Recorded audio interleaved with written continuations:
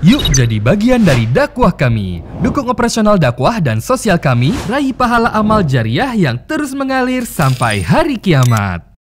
Assalamualaikum warahmatullahi wabarakatuh. Alhamdulillah, wassalatu wassalamu ala rasulillah.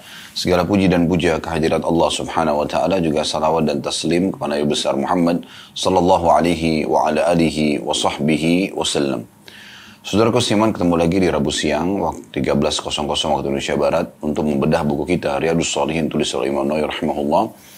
Dan di awal insya Allah kita berdoa kepada Allah subhanahu wa ta'ala, semoga Allah senantiasa memanjangkan umur kita di atas ketaatan kepadanya.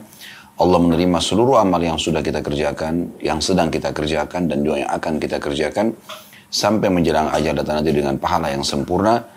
Juga semoga Allah subhanahu wa ta'ala memaafkan dan mengganti seluruh dosa-dosa kita, dosa kedua orang tua kita dan kerabat kita, menjadi pahala dengan kemahamurahannya.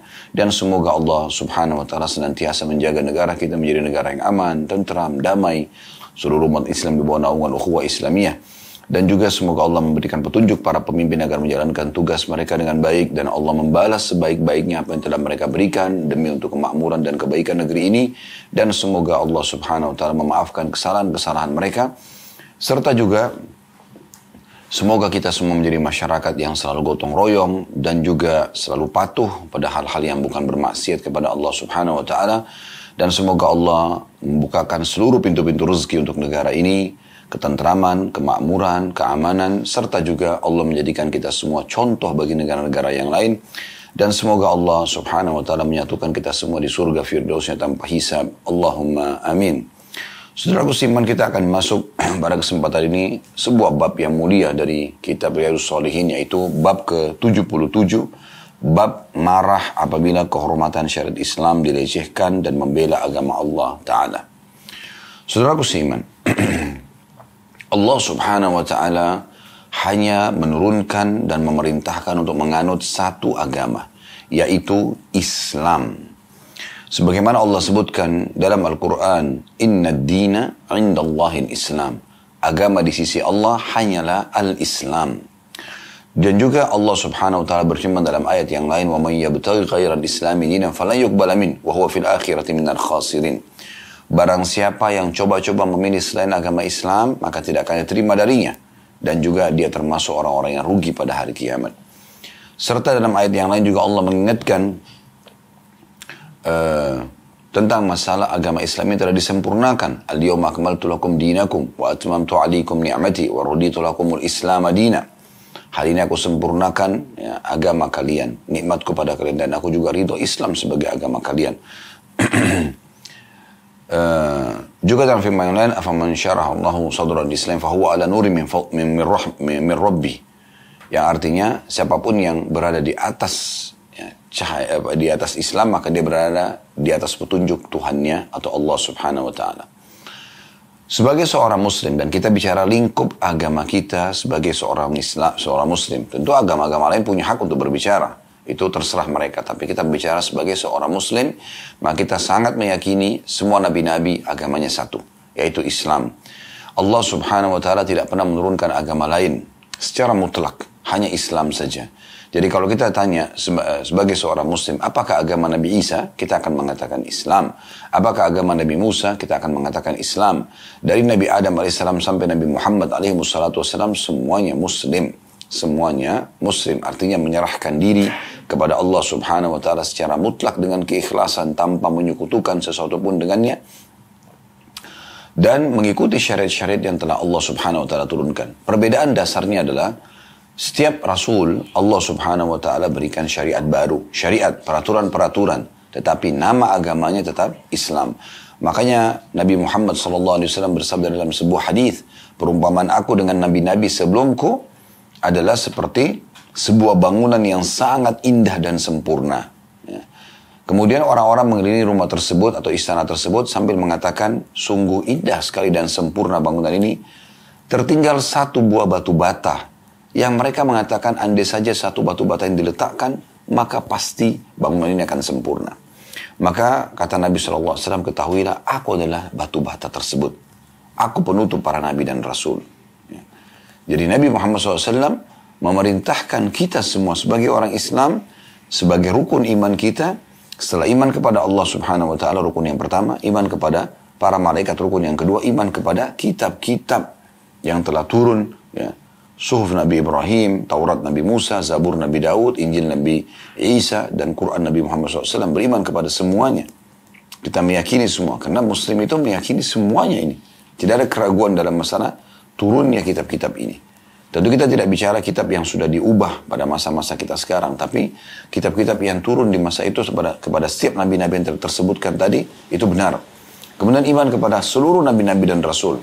Kalau ada seorang muslim mengatakan Isa bukan nabi, atau Musa bukan nabi, atau Daud, atau Yahya, atau Zakaria, atau Hud, Saleh, Shu'aib, maka dia kafir. Harus diyakini semua nabi-nabi tersebut adalah benar adanya. Kemudian beriman kepada hari kiamat dan beriman kepada takdir baik dan takdir buruk. Jadi memang ini bagian daripada agama kita. Oleh karena itu sebagai seorang muslim kita sangat yakin tentang kebenaran syariat yang sudah Allah turunkan. Ya. Al-Quran ini turun dari sisi Allah Subhanahu wa ta'ala. Tanzilun min Rabbil Alamin, dalam Al-Quran dikatakan. Turun dari Tuhan alam semesta. Ya. La raiba fi, tidak ada keraguan di dalamnya. Semua isi Al-Quran benar. Semua yang disampaikan Nabi SAW benar. Ada seorang muslim meragukan sedikit saja, sudah bisa tercoreng keimanannya. Bahkan bisa kalau dia jauh keraguannya, sangat dalam, maka dia bisa keluar dari agama Islam. Oleh karena itu teman-teman sekalian, kalau kita sudah yakin tidak ada pencipta kecuali Allah Subhanahu wa taala dan Allah turunkan syariatnya dan satu agama saja untuk diikuti oleh manusia, di masa setiap rasul mengikuti rasul tersebut, ya, di masa kita sekarang Nabi Muhammad SAW mengikuti petunjuk kitab yang telah diturunkan Al-Quran, ya, maka dia berada di atas syariat yang benar. Nah, kalau seandainya ada orang yang coba untuk mencoreng agama Islam ini, syariat Allah Subhanahu wa taala, mengolok-oloknya, sebagai seorang muslim kita punya kewajiban, bukan pilihan, untuk membela agama Allah Subhanahu wa taala. Dan apabila seseorang itu membela, dia akan mendapatkan pahala yang besar, membela kebenaran.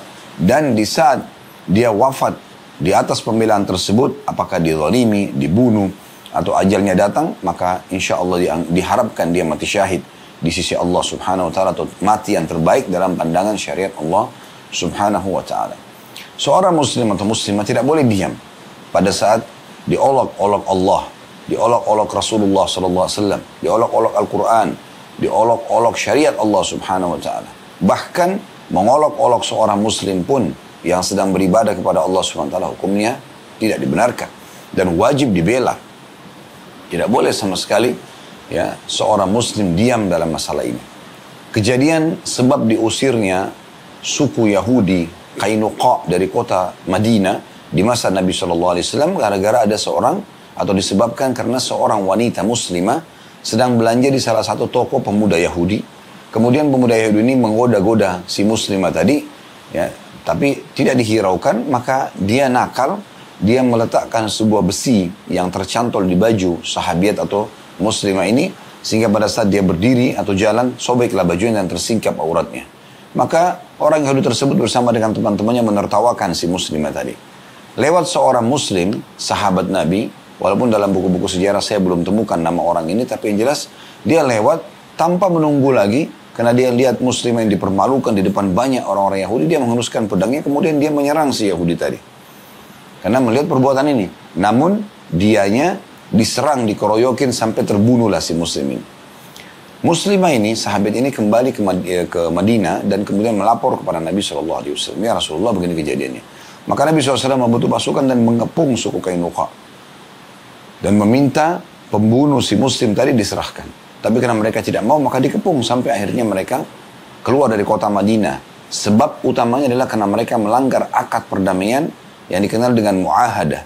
Pada saat Nabi SAW tiba pertama di Madinah, maka beliau menulis kesepakatan damai agar setiap muslim tidak mengganggu orang non-muslim di kota Madinah, orang non-muslim tidak mengganggu juga si muslim. Dan tidak ada paksaan dalam masalah agama. Walaupun waktu itu Nabi SAW yang berkuasa, kekuatan umat Islam hampir seluruh Madinah, mayoritasnya adalah kekuatan muslimin, ya, dan itu sudah diterapkan syariat Allah Subhanahu wa taala di kota Madinah, namun tidak ada paksaan. Sebagaimana Allah mengatakan la ikraha fid din, tidak ada paksaan dalam masalah agama. Nggak boleh seorang muslim mengatakan kalau kau tidak masuk Islam saya akan bunuh kamu. Itu tidak pernah ada ajaran dalam syariat Allah Subhanahu wa taala, ya. Jadi ini perintah, ya, untuk menyampaikan agama ini, tapi tidak ada paksaan dalam penerimaannya. Itu poin yang perlu digarisbawahi. Jadi tidak boleh orang tinggal diam. Kalau ada seseorang orang-orang Islam, nasihatin, berikan masukan, ya. Kalau perlu laporkan dia kalau di masa kita sekarang kepada pihak keamanan, agar jangan dibiarkan mereka mengolok-olok seperti munculnya di media. Banyak orang sekarang mengolok-olok Islam, mengolok-olok Nabi Muhammad SAW. Apa urusannya dia mengolok-olok agama kita? Kita sendiri tidak akan pernah mengganggu agama dia atau mengganggu dia. Seorang muslim itu akan selalu mengejar menjadi manusia terbaik. Tidak akan mungkin dia akan mencari permasalahan. Setiap muslim itu seperti lebah. Dia kalau memberian. Dia kalau makan yang terbaik. Karena kita punya konsep halal. Dia selalu ambil saripati bunga. Ya, kalau lebah itu. Dan kalau dia memberi yang terbaik. Yaitu madu. Bermanfaat bagi manusia. Manis, alami. Ya. Tetapi kalau dia diganggu, sengatannya akan sangat mematikan. Muslim akan selalu memberikan manfaat kepada orang lain. Karena Nabi SAW bersabda, khairun nasi anfa'um linnas. Manusia yang paling bermanfaat dari kalangan muslimin yang paling banyak memberikan manfaat kepada orang lain. Dia akan tahu ada pahala di setiap amalan yang dia lakukan. Dia berbuat baik pada muslim atau non-muslim atau hewan-hewan, itu tumbuh-tumbuhan. Semuanya akan ada pahala di sisi Allah Subhanahu wa ta'ala. Karena Nabi SAW mengatakan di setiap denyut nyawa ada kehidupan, ya, maka terdapat pahala padanya. Kata Nabi SAW, apakah pada hewan-hewan, kata para sahabat, apakah pada hewan-hewan kami dapat pahala ya Rasulullah? Ya. Maka kata Nabi SAW, hadis tadi, ya, di setiap denyut nyawa ada kehidupan. Di setiap denyut kehidupan ada pahala di situ selama kita berbuat baik. Jadi muslim itu selalu menjadi orang yang sangat baik kalau dia menjalankan perintah agamanya. Oleh karena itu, agama yang mulia tidak boleh dibiarkan untuk dicela. Karena memang ajarannya semua baik. Islam, muslim tidak akan mengganggu. Anda bisa lihat negara-negara di masa kita sekarang yang mayoritasnya muslim, termasuk Indonesia, Malaysia misalnya, Brunei, di negara Asia Tenggara. Dimanapun juga di muka bumi ini ada negara-negara yang lainnya seperti Pakistan dan yang lainnya. Kita temukan orang-orang non-muslim dengan leluasa mereka. Kita bicara di Indonesia saja. Walaupun mayoritas penduduk muslim, tidak ada orang muslim yang memaksakan, oh orang muslim tidak boleh di negara sini. Tidak boleh hidup di masa ini. Tidak boleh hidup di tempat kita. Ini kan orang non-muslim, ini orang kafir. Nggak pernah dalam Islam begitu. Mereka boleh silakan berusaha, mereka boleh tinggal selama mereka tidak buat masalah. Bahkan mayoritas pedagang-pedagang, ya, para pebisnis orang-orang non-muslim. Dan kami orang-orang muslim sebagai konsumennya. Tapi tidak ada masalah. Tidak pernah itu kita temukan, ya, ada orang muslim mengganggu orang non-muslim. Bahkan datang belanja di tokonya, bahkan bisnis ikut partner dalam di perusahaannya dan seterusnya. Ya. Jadi memang Islam kita akan temukan akan menjadi agama rahmatan lil alamin. Ini poin penting. Oleh karena itu, kalau ada yang coba mengganggu Islam, merusak Islam, maka tentu setiap penghuninya atau penganutnya tidak akan mungkin tinggal diam, ya. Tinggal diam tidak mungkin. Kalau ada orang yang mengatakan setiap muslim mau membela agamanya, oh ini garis keras, ini fundamentalis, ini orang yang kurang akalnya, gitu. Bagaimana bisa seseorang membela keyakinan dia lalu dikatakan orang ini garis keras? Tapi tentu cara pembelaannya yang benar, ya. Sebagaimana saya katakan tadi, ada orang yang mengolok-olok agama kita, laporkan kepada pihak keamanan. Biarkan melalui prosedur negara kita yang sudah diperjuangkan oleh para pejuang negara ini. Silakan. Tapi juga jangan didiamkan, ya. Dan ingat, jangan mengambil keputusan sendiri. Nggak boleh. Tiba-tiba sendiri datang membawa pedang, tebas lehernya. Nggak, jangan seperti itu, ya. Tetapi laporkan kepada pihak yang berwenang dan insya Allah akan ada langkah, sebarkan di media misalnya, ya, supaya di follow up informasi ini. Maka ini adalah langkah yang baik dan langkah yang tepat sambil kita memohon kepada Allah Subhanahu wa taala agar tentu, ya, tidak ada lagi gangguan yang datang, ya, sebab kita kaum muslimin tidak akan mengganggu agama yang lain. Nah, ini kurang lebih gambaran tentang judul yang ditulis oleh Imam Nawawi rahimahullah. Dan tentu apa yang saya berikan contoh tadi itu berlaku di masa Nabi Muhammad SAW pun begitu. 3 suku Yahudi, Kainuka, Nadir, dan Quraidah. Selama mereka tidak mengganggu muslimin, mereka punya perdagangan, mereka punya pasukan bahkan, ya. Mereka punya kehidupan mereka sendiri, mereka menganut agama mereka, tidak ada gangguan. Di masa juga, ya, dinasti-dinasti Islam, ya, di masa Khulafaur Rasyidin, Abu Bakar, Umar, Uthman, Ali, di masa dinasti pertama dalam Islam, Umayyah, dari tahun 40 sampai 132 Hijriah, di masa Abbasiyah, ya, dari tahun 132 sampai 656, di masa Uthmaniyah, ya, yang baru saja berubah dari kesultanan menjadi republika di 1924. Ya, ini semuanya kita temukan banyak sekali ya orang-orang muslim yang hidup di bawah naungan kaum muslimin. Bahkan kemarin kami sempat pada saat umroh plus Turki di salah satu jalan dijelaskan oleh tour leader dari Turki yang mengatakan ini di wilayah ini adalah komunitasnya orang-orang Yahudi. Saya kaget, saya katakan apakah ada orang Yahudi di Turki yang 99% penduduknya muslim? Dia mengatakan ada. Ya. Awal kisahnya bagaimana mereka bisa masuk ke sini, kata orang itu. Apa Anda mau tahu? Saya bilang iya, saya ingin tahu. Lalu dia mengatakan awal kisahnya itu waktu ada penyerangan besar-besaran dari pasukan orang Nasrani kepada orang Muslim di Spanyol, maka termasuk yang kena tampesannya adalah atau kena juga serangan orang-orang Yahudi.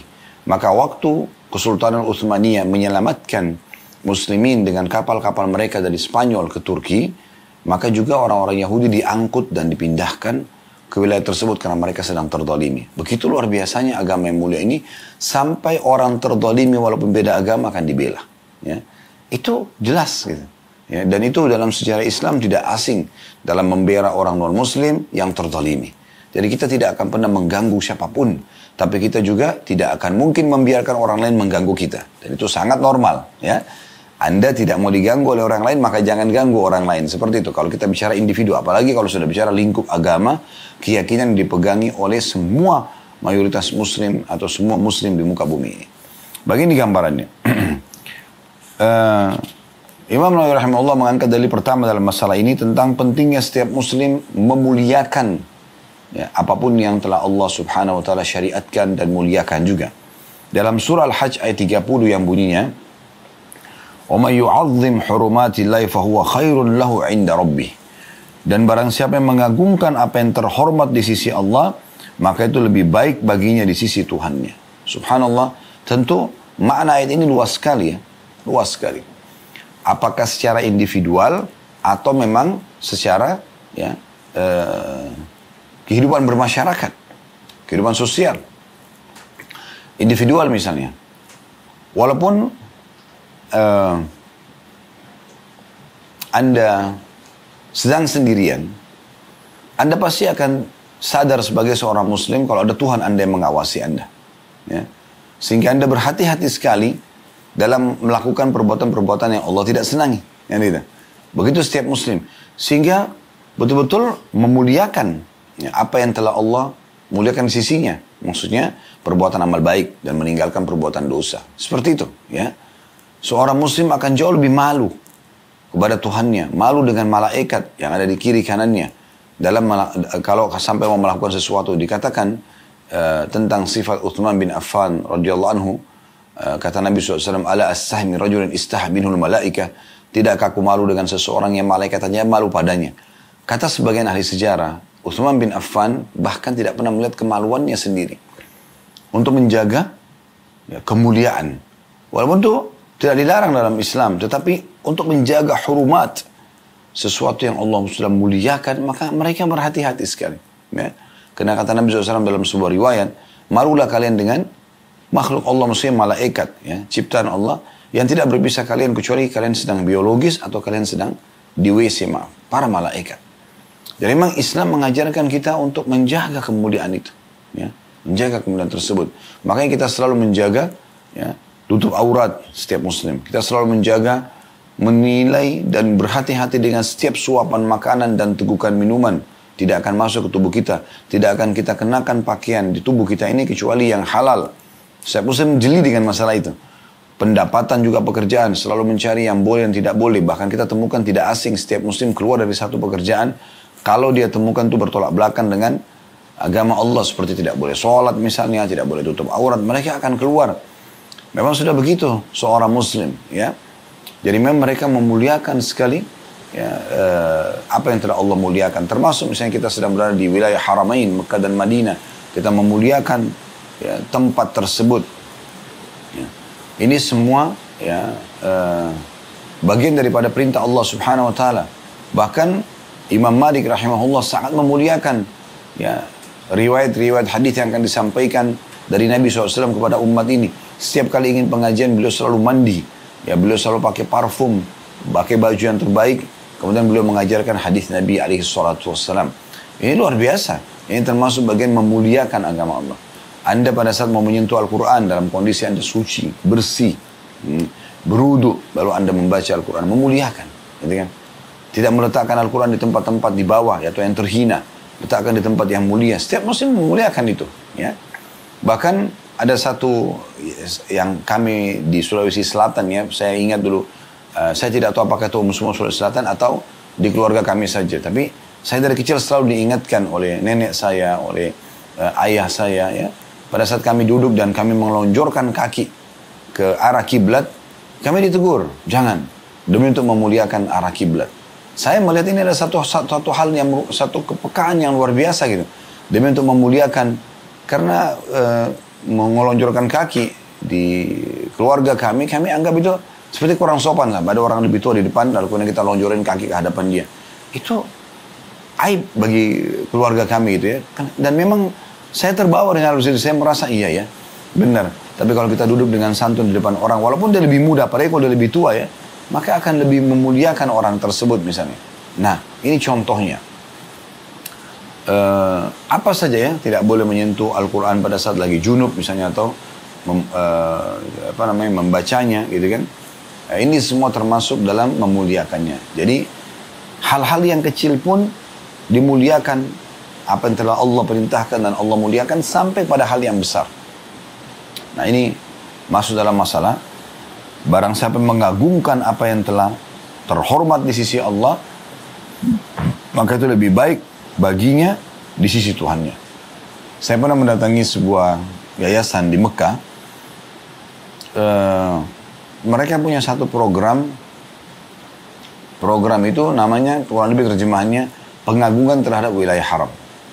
Jadi kita kalau masuk yayasan tersebut, di building mereka perkenalkan, di tembok ada banyak penjelasan, diantaranya adalah batas haram, mana batas yang Allah muliakan di Mekah, ya, yang tidak, orang kalau berbuat dosa maka akan mungkin ya lebih berat daripada dibandingkan tempat yang lain. Orang kalau buat ibadah maka mungkin lebih mulia daripada tempat lain. Inilah yang dijaga, ya, tidak boleh cabut pohonnya, tidak boleh bunuh hewannya. Kemudian juga ada penjelasan tentang bagaimana seseorang, pemerintah Saudi sekarang punya upaya untuk memuliakan Masjidil Haram, Masjid Nabawi dengan merawatnya ya. Anda kalau pernah umrah atau haji, Anda sudah tahu bagaimana bersihnya Masjidil Haram ya. Punya puluhan ribu pegawai mungkin ya, yang menyapu, yang mengepel, ya, yang mengelap-lap ya. Saya melihat sangat detail ya. Setiap tiang itu, ada berapa banyak tiang di Masjid Haram dan Masjid Nabawi Madinah, itu ada saja setiap hari orang yang bertugas, yang memiliki pakaian khusus sebagai petugas Masjidil Haram atau Masjid Nabawi. Mereka naik dan mereka mengelap lampu-lampunya, mereka mengelap tiang-tiangnya, detail sekali gitu ya. Karpetnya itu setiap beberapa hari sekali dimasukkan ke tempat cuci khusus, mereka punya alatnya, dan disterilkan sehingga Anda tidak perlu khawatir lagi sujud. Oh, ini sudah jutaan orang yang sujud, mungkin kotor, keringatan, bersih selalu, steril.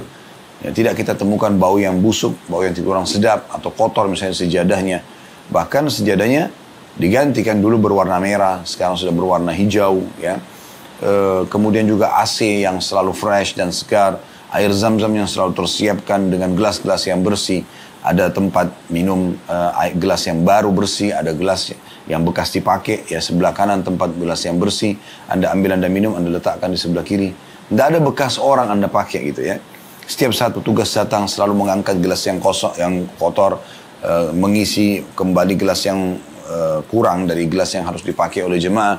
Ada air zam-zam yang didinginkan, ada air zam-zam yang tidak dingin bagi orang yang memang tidak mau minum dingin misalnya. Mushaf Al-Quran begitu rapih, tertata, bersih.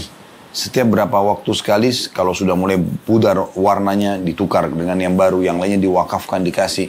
Anda bisa datang ke Masjid Haram Mekah, Masjid Nabawi Madinah, ada satu kantor khusus di sana.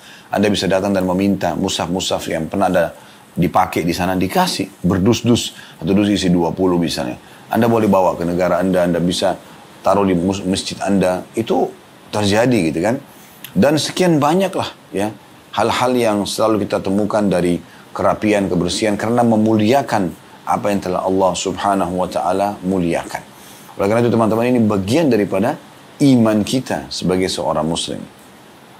Nah, maksud dalam masalah memuliakan ini adalah menjauhkan dan menepis ya, serta membela sekaligus apapun yang berusaha untuk menyerang dan mengganggu apa yang telah Allah muliakan dari agama ini, dari Allah Subhanahu wa taala, Nabi Muhammad SAW, Al-Quran dan isi-isi syariat Islam secara detail, maka tentu ini masuk dalam memuliakan kalau kita membelahnya pada saat ada yang berusaha untuk mencoreng.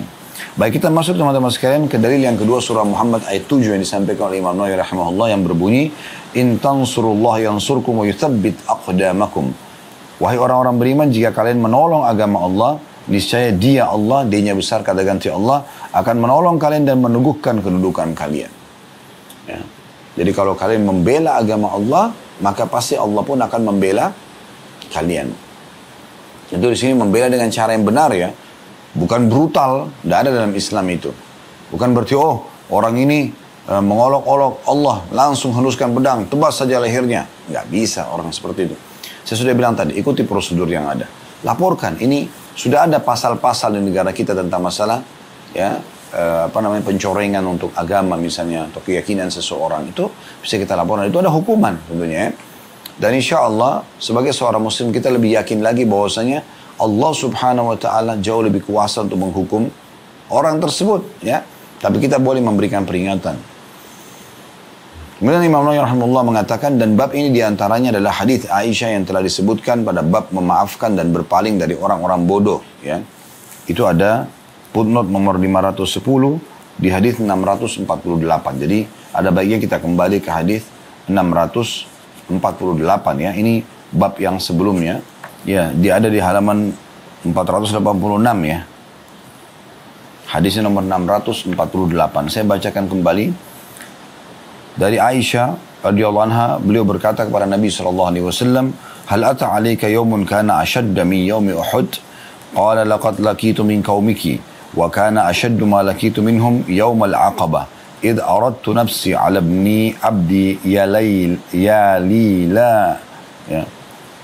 Ibn Abi Yalila Ibn Abdi Kulal falam yujibni ila ma aradtu fantalaqtu wa ana mahmumun ala wajhi falam astafiq illa wa ana biqarni الثعالب فرفعت رأسي وإذا أنا بسحابة قد أظلتني فنظرت فإذا فيها جبريل عليه السلام فناداني فقال إن الله تعالى قد سمع قول قومك لك وما ردوا عليك وقد بعث إليك ملك الجبال لتأمره بما شئت فيهم فناداني ملك الجبال فسلم علي ثم قال يا محمد إن الله قد سمع قول قومك لك وأنا ملك الجبال وقد بعثني ربي إليك لتأمرني بأمرك فما شئت إن شئت أطبقت عليهم الأخشبين فقال النبي صلى الله عليه وسلم بل أرجو أن يخرج الله من أصلابهم ممن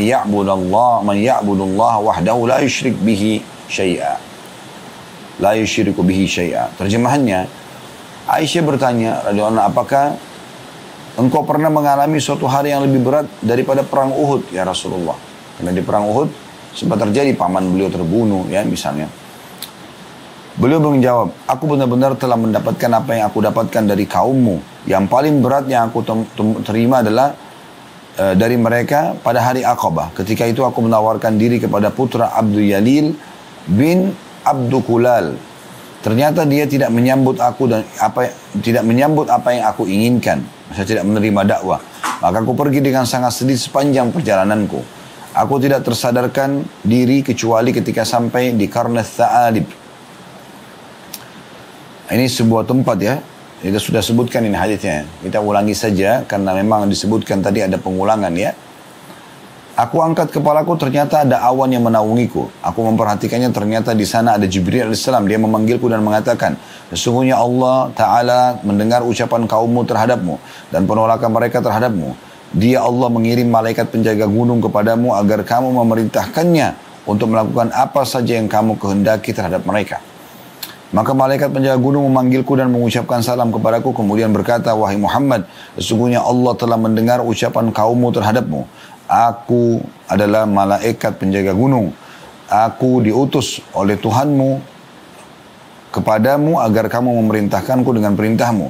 Terserah engkau. Kalau kamu mau, aku akan menjatuhkan akhsyabain atau dua gunung kepada mereka.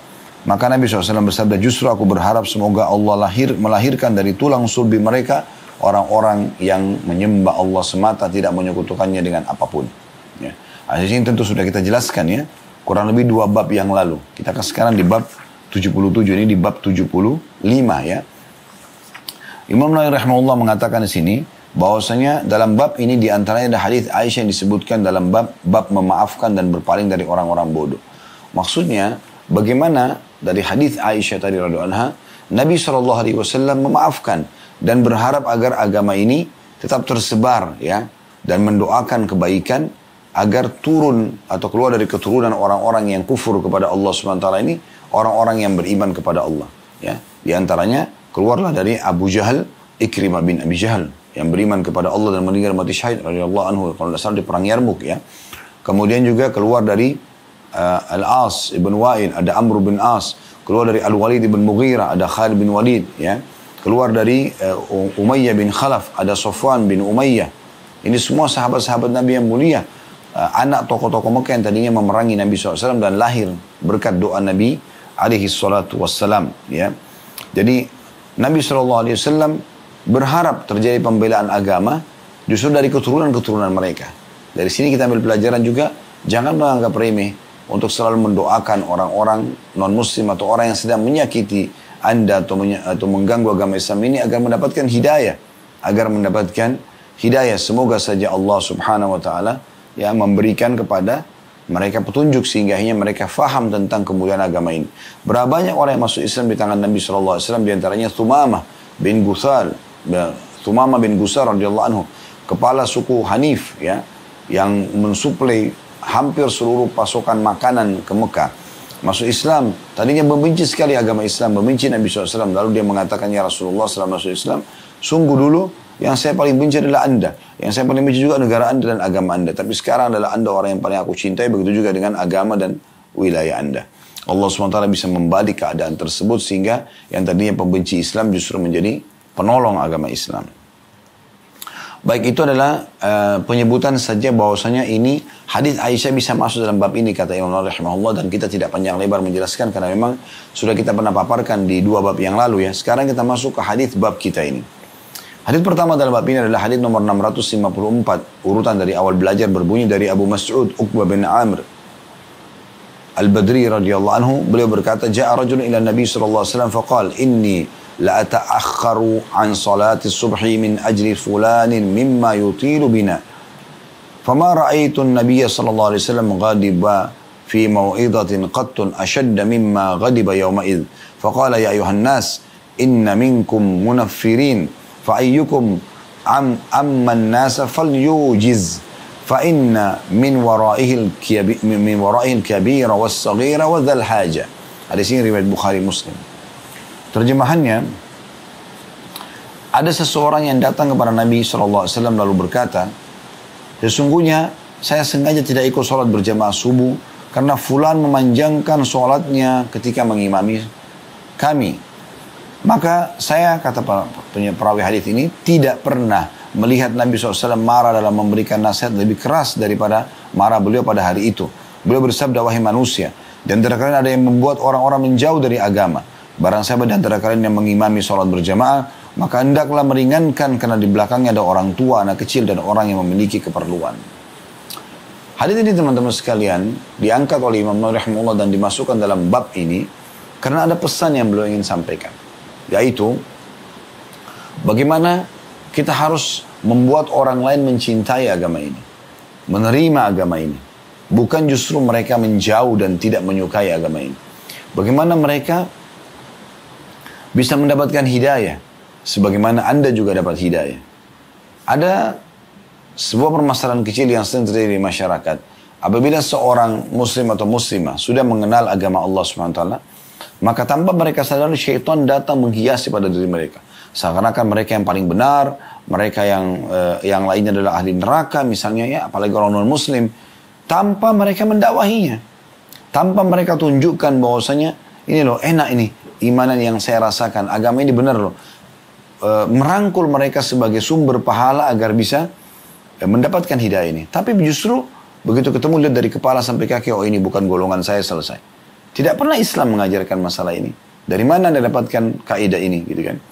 Yang benar adalah bagaimana kita justru menjadikan pelanggaran-pelanggaran dan kekurangan orang lain dalam memahami agama ini sebagai ajang pahala buat kita. Kita meraih pahala maksimal dari apa yang terjadi pada diri orang itu tersebut. Itu yang digambarkan oleh Nabi SAW dalam masalah ini. Ada seseorang datang mengeluh kepada Nabi SAW, dia tidak hadir sholat subuh di masjid dekat rumahnya, karena dia mengatakan, yang jadi imam ya Rasulullah lama sekali kalau baca Al-Quran. Iya kalau suaranya bagus, kalau suaranya nggak bagus gimana? Ada orang gitu ya, saya pernah sholat di belakang orang, lama sekali baca ayat. Padahal sebenarnya bacaannya pun tidak sedap untuk didengar gitu. Bukan Al-Qurannya, tapi cara dia membaca gitu. Dia terus saja baca sepanjang mungkin. Akhirnya banyak orang yang tidak ikut sholat berjamaah. Ini berbahaya orang seperti ini. Dia tidak paham. Kalau dia sedang sholat sendiri, silahkan dia panjangkan bacaannya. Tapi kalau sholat berjamaah jangan. Ya. Dia pilih surah-surah ayat-ayat yang kira-kira ayat-ayat ini cukup untuk dibaca, sudah selesai. Itu pun di saat memang kalau Anda mau baca sedikit panjang, tepat. Maghrib dan Isya. Maghrib pendek waktunya. Jangan baca panjang-panjang. Saya berapa kali sholat di Masjid Haram dan Masjid Nabawi Madinah. Di sholat Maghrib memang baca Wal Asr dan Inna Atayna. Baca Al-Ikhlas sama Al-Falaq. Al-Kafirun dengan Al-Ikhlas misalnya. Tapi kadang-kadang juga ada imam yang membaca sedikit panjang, tapi dengan suara yang indah. Dan tidak berlebihan. Cuma kalau di sholat subuh, ya, di sholat duhur, biasanya Nabi SAW cukup panjang baca. Sholat duhur walaupun tidak bersuara, tapi cukup panjang beliau sholat. Gitu kan. Tapi ini juga sesuai dengan, atau proporsional lah. Ya. Tidak terlalu berlebihan dalam masalah ini. Dari sini Nabi SAW sempat marah kepada imam tadi. Kenapa kok dia membuat orang lari dari agama? Kenapa nggak membuat orang tertarik untuk datang ke masjid dengan suara yang indah, dengan bacaan yang baik? Ya. Jadi yang ingin dipesankan di sini ternyata, ya, kalau ada orang yang justru menjauhkan orang dari agama ini, dianggap orang ini tidak memuliakan agama ini. Nah itu pesannya, gitu kan? Makanya Nabi SAW mengatakan, Inna minkum munaffirin. Ada di antara orang yang suka menjauhkan orang dari agama. Oleh karena itu siapa yang mengimami seseorang, siapa yang mengimami manusia dalam sholat, maka dia harusnya meringkasnya. Gitu kan? Karena di belakangnya ada orang tua, ada anak-anak, dan ada orang yang punya hajat-hajat yang harus diselesaikan. Pernah juga satu kali terjadi dalam riwayat lain, Mu'adz bin Jabal radhiyallahu anhu sholat, mengimami sholat.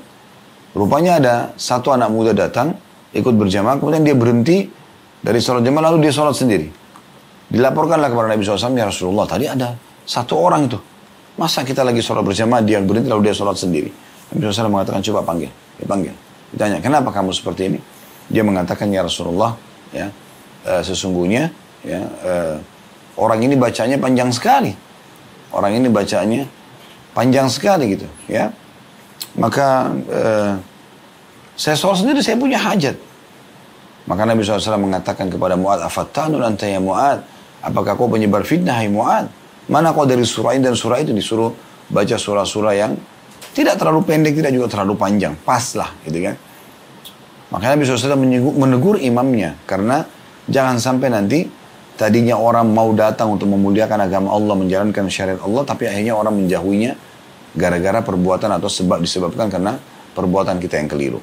Nah, ini juga masuk dalam seperti kalau para da'i yang suka emosional, marah-marah dalam menyampaikan atau ikut-ikutan gosipin orang, ikut-ikutan menghardik orang yang berlebihan. Ini semua mencoreng kehormatan agama Allah.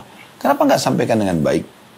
Justru di saat posisi Anda sebagai seorang da'i, Anda harus lebih bijaksana, lebih dewasa. Ya, Anda harus bisa lebih tepat dalam memilih sikap. Ya, nah, itu sendiri bisa menjadi dakwah bagi orang lain.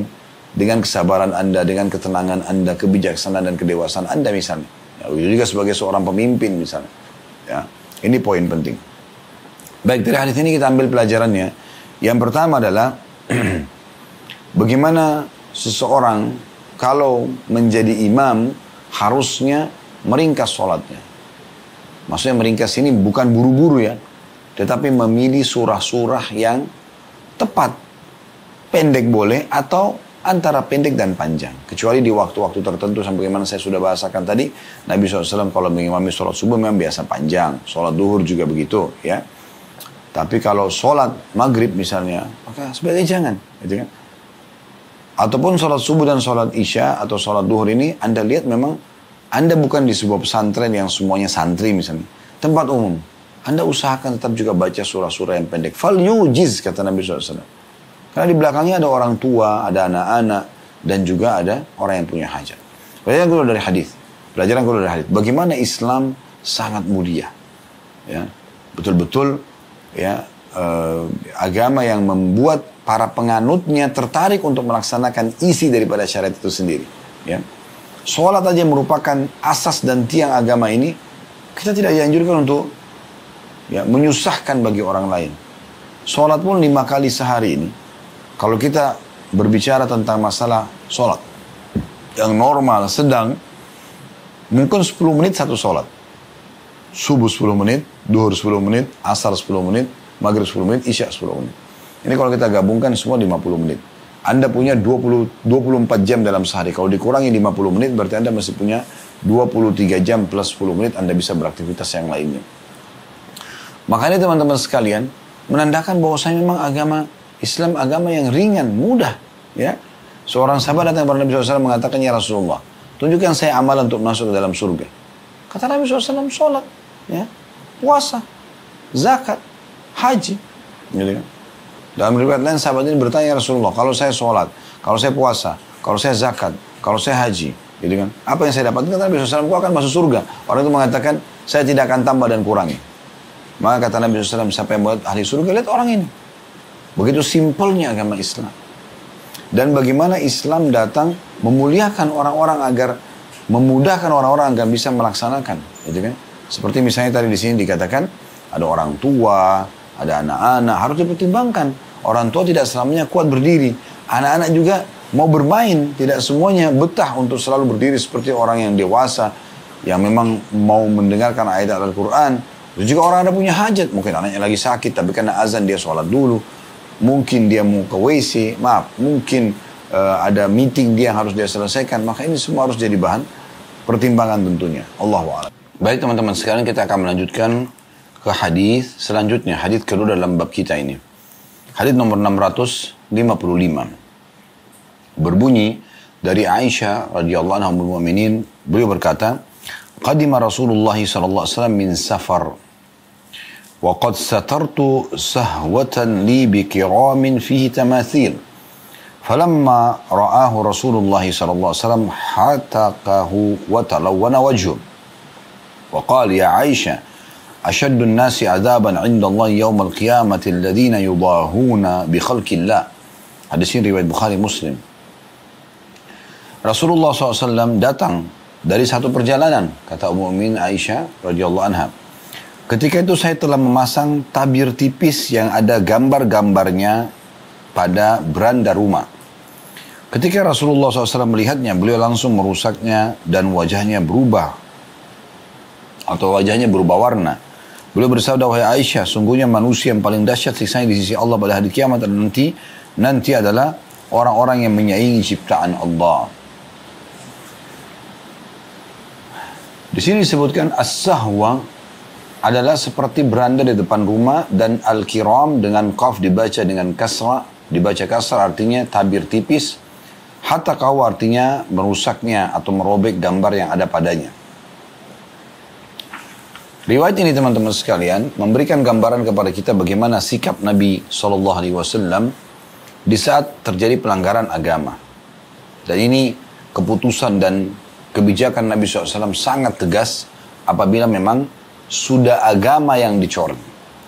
Artinya sampai pada tingkat memang hukum Allah Subhanahu Wa Taala yang dilanggar. Di situ beliau sangat tegas. Dan beliau sama sekali tidak mau dan tidak mengizinkan ada siapapun, terutama orang-orang yang di bawah naungan beliau seperti para istri, anak-anak ya, untuk melanggar. Di sini contohnya Aisyah radhiyallahu anha meletakkan tabir, dan tabir itu ada gambar makhluk hidupnya, dan kita sudah tahu tentunya banyak hadis-hadis Nabi SAW yang melarang ya tentang adanya makhluk hidup ya yang bernyawa, manusia kah, hewan kah misalnya, itu tidak dibolehkan. Karena kapan itu ada, dia akan ya mengganggu ini, dia akan mengganggu. Dalam arti kata mengganggu sini adalah bagaimana dia akan mendatangkan dosa, dan juga membuat rumah yang ada patung, yang ada gambar ini tidak dimasukkan oleh malaikat. Terlebih lagi, para pembuat-pembuat ini akan nanti ya, diminta untuk memberikan ruh apa yang telah mereka buat dari patung-patung tersebut, patung hewan, patung manusia misalnya, atau lukisan ya. Ini disuruh nanti diminta diberikan nyawa pada hari kiamat, dan tentu mereka tidak akan mampu, lalu Allah berikan nyawa, dan akhirnya Allah suruh menyiksa para pembuatnya di neraka. Ini sangat berat. Dan ini sudah kita jelaskan panjang lebar di kajian dosa-dosa besar ya. Insya Allah di setiap Rabu malam, dan insya Allah nanti malam juga akan ada selepas maghrib. Anda bisa ikuti tentu live kami, atau datang langsung offline ke Masjid Nurul Iman di Blok M. Insya Allah di Jakarta tentunya. Teman-teman sekalian, ini membahas tentang dosa besar. Salah satu bab yang tulis oleh Imam Az-Zahabi rahimahullah dalam kitab Al-Kabair beliau tentang masalah ya membentuk atau menyerupai, menggambar ya, atau membuat patung atau gambar yang menyerupai makhluk Allah SWT. Makanya Nabi SAW mengatakan, ketahuilah wahai Aisyah, sesungguhnya orang yang paling berat sisanya di hari kiamat adalah orang yang berusaha menyaingi ciptaan-ciptaan Allah. Karena itu kita harus hati-hati ya. Berbeda sedikit dengan foto, tentunya hukum foto adalah umumnya ulama membolehkan masalah itu. Tapi kalau sudah lukisan ya, atau membuat patung, maka ini ada larangannya. Seperti itu kurang lebih gambarannya. Baik, kita langsung saja masuk pada pelajaran yang bisa diambil dari hadis ini. Yang pertama adalah bagaimana wajibnya seorang suami mengingatkan orang-orang yang di bawah naungan dia, terutama istrinya dan juga sebagai ayah pada anak-anaknya. Kalau terjadi pelanggaran agama, dia harus segera untuk memberhentikan, terutama di rumahnya, dan jangan dia membiarkan. Tidak boleh seseorang itu memiliki sifat dayuth, yang artinya kapan istrinya melakukan pelanggaran kena bentuk cinta, biar aja deh ya.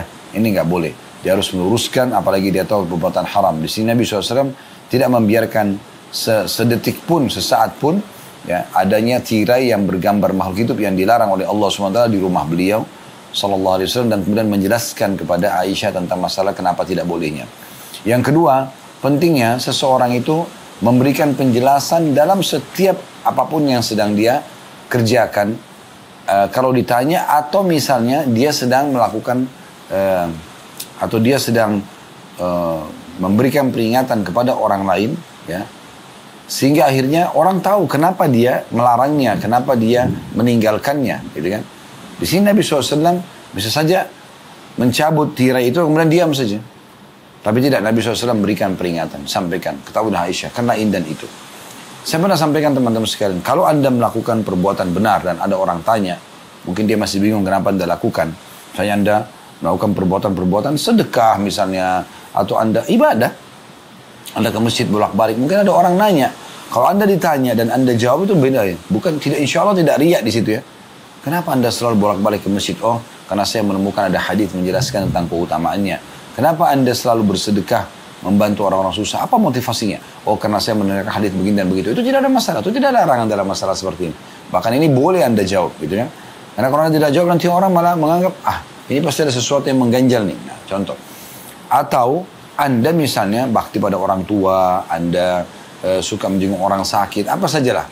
Kalau ditanya, Anda jawab. Kalau ditanya ya. Kalau Anda ditanya, nggak usah ceritakan. Supaya nggak riak. Itu juga kalau Anda melakukan satu perbuatan salah. Walaupun Anda sudah mengakuinya, sebutkan sebabnya Anda melakukannya. Karena bisa saja itu akan meringankan ya hukuman yang akan menimpa Anda. Saya kemarin mencuri misalnya, na'udzubillah ya, jangan sampai terjadi pada diri kita semuanya. Jadi ada orang, dia mengatakan saya mencuri karena anak saya ya kelaparan. Saya kok tidak mengambil ini, maka anak saya akan mati karena saya sudah minta sana sini nggak dikasih.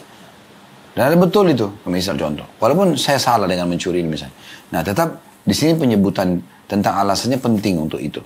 Bukan untuk ya membela diri bukan, tapi untuk menjelaskan saja kenapa saya melakukannya. Nah itu perlu gitu kan.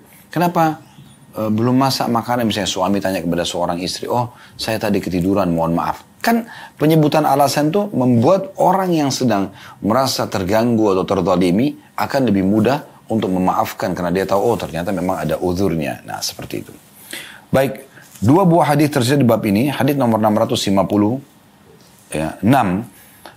masih dari Ummu Mukminin Aisyah radhiyallahu anha, beliau berkata, anna Quraisyan ahammahum sya'nul mar'atil makhzumiyyati allati sarakat.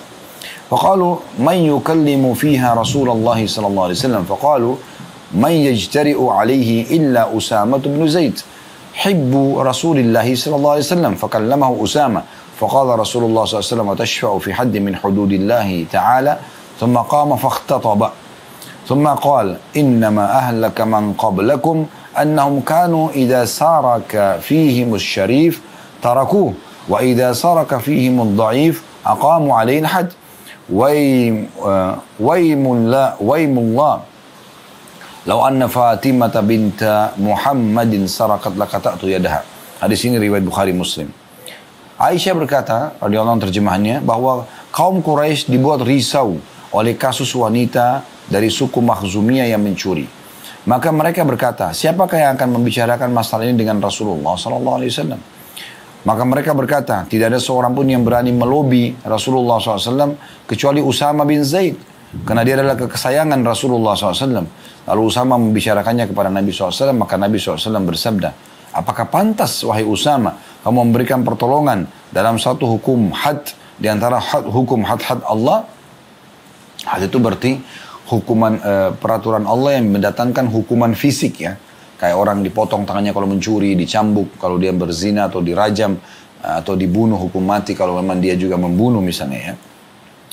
Kemudian beliau SAW berdiri dan berkhutbah ya. Dan beliau berkata atau bersabda, sesungguhnya yang telah menghancurkan orang-orang sebelum kalian adalah apabila yang mencuri adalah orang yang terpandang di tengah-tengah mereka, mereka membiarkannya. Dan apabila yang mencuri itu adalah orang yang lemah di antara mereka, mereka menegakkan hukuman atasnya. Demi Allah, seandainya Fatimah putri Muhammad ini mencuri, niscaya aku akan potong tangannya. Hadis ini riwayat Bukhari Muslim. Hadis ini luar biasa teman-teman. Jadi gini, di zaman Nabi SAW ada seorang wanita, sebagian ahli hadis pernah kami pelajari, menyebutkan bahwasanya nama wanita ini juga Fatimah. Dari suku Makhzumiyah.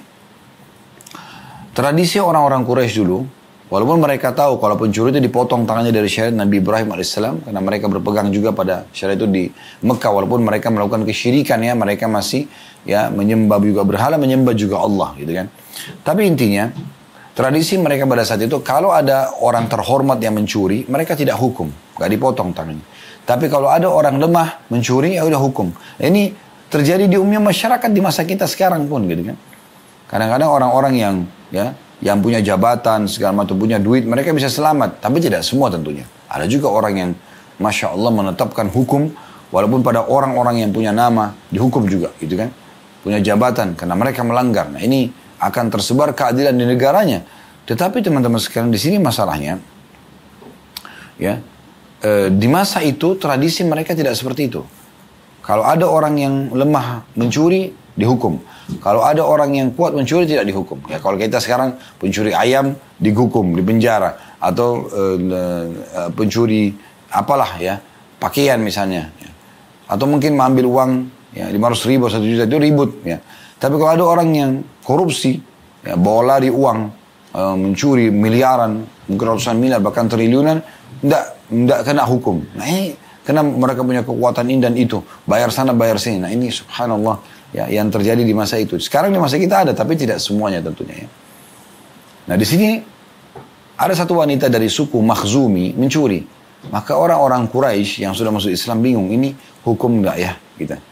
Maka mereka berusaha melobi, ingin melobi Nabi SAW, kira-kira boleh enggak ya, Nabi izinkan enggak supaya perempuan ini enggak dipotong tangannya walaupun dia mencuri gitu. Maka mereka mencari tahu siapa kira-kira yang paling pantas untuk melobi Nabi SAW. Maka mereka temukan yang paling ya pantas untuk itu seorang anak kecil, ya, umurnya masih belasan tahun, tapi dia dan ayahnya kekasih Nabi SAW. Ayahnya Zaid bin Haritha, anak angkat Nabi SAW dan kekasih Nabi. Anaknya namanya Usama. Nabi sangat sayang pada anak ini. Ya. Sampai pernah Usama ini sakit di masa kecil. Beringus, sakit. Suruh Aisyah untuk membersihkan. Merawat baik-baik anak tersebut. Karena kekasih Nabi SAW. Maka Usama pun diminta oleh orang Quraisy untuk bicara. Lalu dia datang kepada Nabi SAW mengatakan, ya Rasulullah, ada begini dan begitu. Maksudnya ada wanita ini mencuri tapi dari suku terhormat. Tolonglah kalau bisa supaya lebih untuk menjaga nama baik sukunya. Nama baik keluarganya. Jangan dikenakan hukuman potong tangan gitu ya. Maka Nabi SAW langsung marah pada Usama dan mengatakan, Atashwa fi haddin min hududillah, apakah kau mau memberikan pertolongan terhadap pelanggaran terhadap hukum Allah yang memang ada hukuman keras dalam masalah ini? Maka Nabi SAW tidak pakai tunggu lama, beliau langsung berkhutbah dan beliau mengatakan, ya, dalam sabdanya masyhur, sungguhnya orang-orang sebelum kalian binasa justru kalau ada orang yang terhormat mencuri mereka tidak hukum, kalau ada orang lemah mencuri mereka hukum.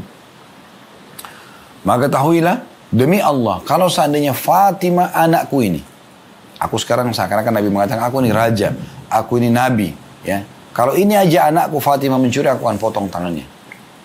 Nah, penyebutan Nabi SAW tentang Fatimah ada kemungkinan relevansinya dengan nama si wanita pencuri yang bernama Fatimah juga. Atau memang Nabi SAW memberikan gambaran bahwasanya jangankan anak orang yang terhormat, anak saya sendiri pun, saya seorang nabi, saya akan potong tangannya kalau dia mencuri. Nah, ini globalnya hadis. Baik, faedah pertama dari hadis adalah pentingnya seseorang itu menjaga kemuliaan agama ini. Pelanggaran agama ya pelanggaran. Sebagaimana sekarang juga banyak orang menganggap pelanggaran satu negara, misalnya peraturan walaupun tidak sesuai dengan agama Allah, itu wajib dihukum misalnya. Nah, agama Allah juga lebih pantas untuk itu, ya. Maka ini poin yang penting. Ya, kemudian yang kedua ada namanya hukum had dalam Islam. Ini mah hukum Islam ada begitu, pencuri dipotong tangannya, orang yang berzina kalau belum menikah dicambuk dan diasingkan setahun, atau kalau sudah menikah dirajam, orang membunuh dihukum mati. Memang ada dalam Islam hukum ini. Mungkin ada yang mengatakan, oh keras sekali Islamnya, masa begitu hukumannya? Orang yang ngomong seperti ini karena belum merasakan apa yang dirasakan orang yang sedang tercuri barangnya, ya, dizinai istrinya atau anaknya, ya, diperkosa misalnya. Ya, mereka belum merasakan itu. Mereka belum merasa pada saat mereka ada keluarganya dibunuh, ya. Sekarang teman-teman sekalian, kalau Anda menemukan ada pas pulang rumah ada satu maling lagi mengambil barang-barang Anda, apa yang Anda lakukan? Mungkin Anda bukan cuma memotong tangannya, Anda kalau pegang pisau mungkin Anda akan menusuknya. Karena dia masuk di rumah kita mencuri misalnya. Islam datang tidak, tangkap orang itu, kasih pemerintah, pemerintah akan hukum. Salah, potong tangannya, iklankan ke orang-orang supaya orang berhenti mencuri. Karena kalau satu orang dipotong tangannya, 10.000 orang berhenti mencuri. Ya. Kemudian juga orang yang berzina. Pernah ada sahabat masih muda mengatakannya, Rasulullah, saya mau tinggalkan semua larangan agama, kecuali zina, izinkan saya. Kata Nabi SAW, kau ridho enggak kalau istrimu dizinai? Enggak. Kalau anakmu? Enggak. Kalau ibumu? Enggak. Kalau kau tidak mau, bagaimana kau lakukan pada orang lain? Orang juga ada yang sakit hati gitu kan. Kemudian yang ketiga, misal orang membunuh dibunuh. Ini orang yang belum pernah, bagaimana kalau dia pulang ke rumah ditemukan anaknya sudah dibunuh, istrinya dibunuh. Mungkin kalau dia tahu pembunuhnya apa yang dia lakukan? Bukan cuma orang itu yang akan dia bunuh. Kalau dia tidak temukan mungkin ada orang di rumahnya, dia akan brutal membunuh, ya, keluarga orang yang membunuh keluarganya itu. Kan gitu. Tapi Islam tidak mengatakan tangkap orang itu, kemudian ya nanti biar pemerintah yang mengambil alih untuk hukuman orang tersebut supaya yang lainnya berhenti untuk melakukan kriminal-kriminal seperti ini tentunya. Nah, ini maksudnya. Jadi ada hikmah daripada hudud tersebut, ya. Yang ketiga yang terakhir adalah tidak bolehnya memberikan pertolongan bagi orang-orang yang melakukan pelanggaran-pelanggaran, ya. Dinasehatin. Misal ada orang dalam Islam gitu ya, misalnya dia ketangkap mencuri. Di penjara lah dia, lalu diproses. Sementara di penjara dia taubat kepada Allah SWT, ini tidak menutup, tidak menghalangi dia untuk tetap dihukum, gitu kan? Walaupun dia sudah bertaubat. Di sini, karena dia sudah melakukan pelanggaran yang seperti ini, ya. Beda kalau antara dia sama haknya Allah saja, misalnya dia tidak sholat, dia nggak puasa. Nah, ini dia taubat selesai. Tapi kalau berhubungan dengan hak manusia, nggak bisa. Walaupun dia sudah taubat, tetap harus mengembalikan hak orang tersebut. Atau paling tidak ada pemaafan dari pemilik hak. Nah, itu poin penting. Yang terakhir hadis kita dalam bab ini adalah hadis nomor 657 berbunyi dari Anas radhiyallahu anhu. Anna Nabi SAW ra'a nukhamatan fil qiblah fashaqqa dhalika alaihi hatta ruya fi wajhi faqama fahakkahu biyadihi faqala inna ahadakum idha qama fi salati fa innahu yuwaji rabbah wa inna rabbahu bainahu wa bainal qiblah فلا يبصقن أحدكم قبل القبلة ولكن عن يساره أو تحت قدمه thumma akhadha tarafa ridaihi fabasaqa fihi, thumma radda ba'dahu ala ba'd, faqala aw yaf'alu hakadha. Hadis riwayat Bukhari Muslim. Bahwasanya Nabi SAW melihat ada dahak di arah kiblat.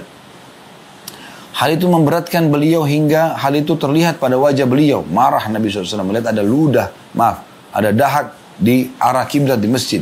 Lalu beliau berdiri dan mengeriknya dengan tangan beliau sendiri. Karena masa itu kan tanah itu belum ada keramik ya. Maka beliau mengerik tanah kemudian menimbun ludah atau dahak tersebut. Dengan tangan beliau SAW.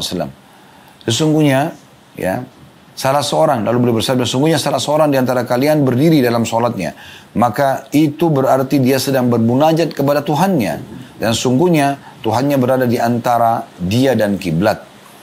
Maka jangan sekali-kali salah seorang di antara kalian meludah ke arah atau di arah kiblat, tapi di arah kirinya atau di bawah telapak kakinya.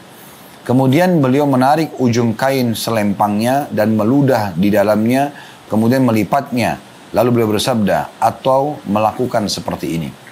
Hadis ini riwayat Bukhari Muslim. Ada penulisan di sini, ada tambahan informasi setelah hadis oleh Imam Nawawi rahimahullah, perintah meludah ke arah kiri atau di bawah telapak kaki ini apabila berada di luar masjid. Adapun di dalam masjid maka tidak boleh meludah kecuali pada bajunya. Nah, ini pembatasannya ya. Baik, kita mengambil pelajaran daripada atau kasih dulu, memberikan gambaran dulu ya, globalnya riwayat ini, bahwasanya perlunya seseorang itu marah pada saat marah karena Allah Subhanahu wa taala dan menunjukkan ketidaksukaan dia.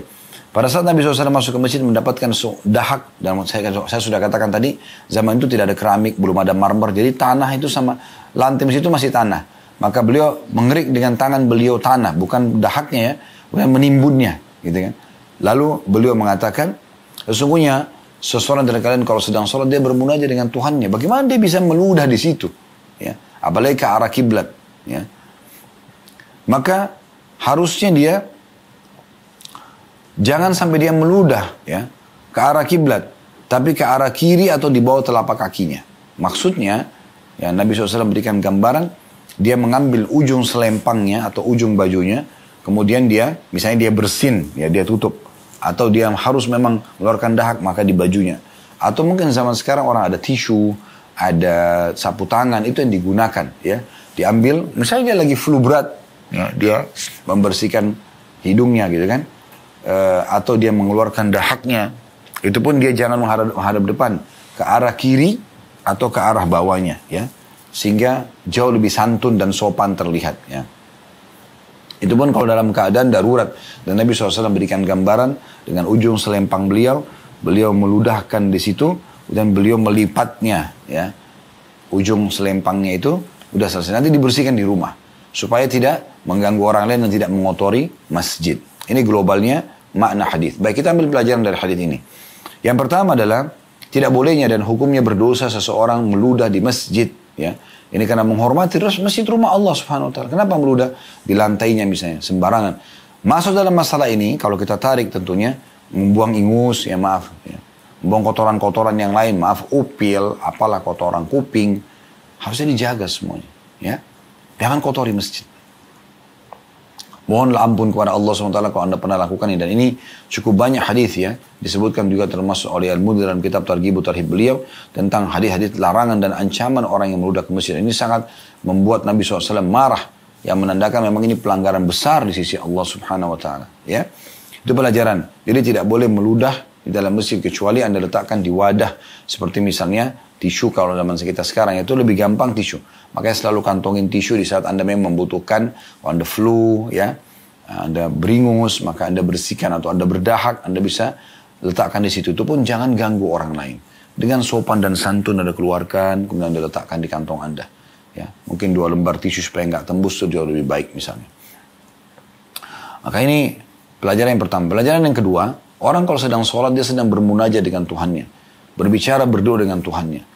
Maka Nabi SAW mengatakan, ya, bahwasanya Tuhannya berada di antara dia dengan kiblat, ada di hadapannya Allah SWT. Dia sedang bermunajat. Maka jangan sekali-kali dan kalian meludah ke arah kiblat, ke depannya, gitu kan? Bahkan juga kita tahu dalam sholat kita disuruh lihat ke arah tempat sujud kita. Nah, di hadapan kita Allah subhanahu wa ta'ala. Kita sedang berhadapan dengan Allah. Ini pelajaran yang lain. Pelajaran yang terakhir, bahwasanya anjuran agar selalu menggunakan wadah kalau membersihkan, ya, apapun dari, ludah, ingus, ya, kotoran-kotoran ini, dalam sholat atau di luar sholat, Islam selalu mengajarkan agar kita bersih. Bukan berarti dalam sholat kita menggunakan kain atau tisu, lalu di luar sholat kita sembarangan, ya. Harus dijaga ini. Ada orang sering kali sembarangan meludah. Keluarkan di pinggir jalan dengan teriak. Oh, dibuang di pinggir jalan. Padahal orang lagi ramai jalan di situ. Kenapa? Kalau Anda harus meludah pun, Anda ke pinggir. Anda cari tempat yang lebih pantas, ya, yang maksudnya tidak dilihat oleh orang lain, ataupun Anda timbun. Ya, itu penting. Atau Anda ke kamar mandi. Kalau memang dekat, Anda kumur-kumur, Anda keluarkan ingus Anda. Itu kan lebih baik. Maka ini pelajaran-pelajaran termasuk adab dalam Islam, insyaAllah. Subhanakallahumma bihamdika, asyhadu an la ilaha illa anta astaghfiruka wa atubu ilaik. Wassalamualaikum warahmatullahi wabarakatuh.